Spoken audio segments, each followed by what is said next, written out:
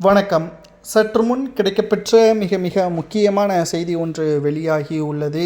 அதிமுகவின் அவைத்தலைவர் சசிகலா அவர்கள்தான் அதிமுகவின் பொதுச்செயலாளர் எஸ்பி வேலுமணி, துணை பொதுச்செயலாளர் சிவி சண்முகம், அதிமுகவின் அரசியல் களம் தலைகீழாக மாறப்போகிறது.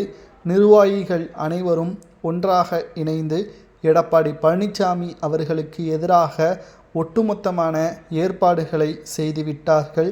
இனியும் பொறுத்து கொள்ள முடியாது.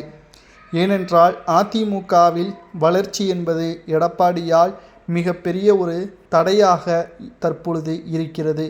தடையை உடைத்து சாதனை படைக்க வேண்டும் என்றால் அதிமுகவின் ஒட்டுமொத்தமான மாற்றங்களை உறுதிப்படுத்த வேண்டும்.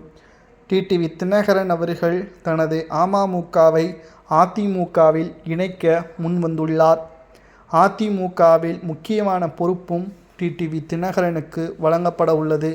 மேலும் எடப்பாடி பழனிசாமி அவர்களது ஒருவரால் ஒட்டுமொத்த அதிமுகவும் நிலைகுலைந்து விட்டது. கடந்த 11 தேர்தல்களில் இனியும் இதுபோன்ற தவறுகள் நடக்க கூடாது. மேலும் அதிமுகவின் வெற்றி வாய்ப்பை இனி நாம் தவறவிடக் கூடாது. சிவி சண்முகம், எஸ்பி வேலுமணி, சசிகலா மற்றும் டிடிவி தினகரன், ஜெயக்குமார் போன்றவர்கள் அதிமுகவின் வெற்றிக்காக அடுத்த கட்ட வளர்ச்சியை நோக்கி செல்ல வேண்டும். எடப்பாடி ஒன்றும் அதிமுகவிலிருந்து நீக்கப்பட வேண்டாம். அவரை பொதுச்செயலாளர் பதவியிலிருந்து பறித்தால் மட்டுமே போதும். சேலம் மாவட்டத்தின் பொறுப்பு மாவட்ட செயலாளராக செயல்படட்டும்.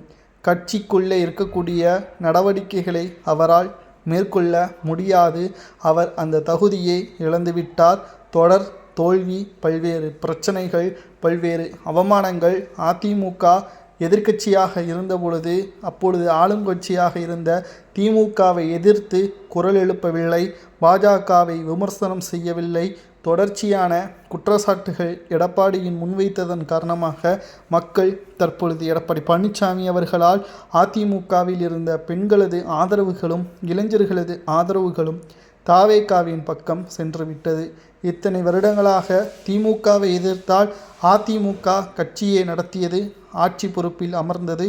ஆனால் முதல் முறையாக எதிர்க்கட்சியாக இல்லாமலும் ஆளும் கட்சியாக இல்லாமலும் 3வது இடம் வந்துள்ளது என்றால் அது எவ்வளவு பெரிய மனவேதனையை தொண்டர்களுக்கு அடைந்துள்ளது என்பதை தற்பொழுதே பொறுப்பு நிர்வாகிகளை அதிகரிக்க வைத்து மாற்றங்களை செய்ய முடிவெடுத்துள்ளனர். அவைத்தலைவர் பதவிக்கு சசிகலா தகுதியானவரா என்பதை கமெண்டில் கூறுங்கள்.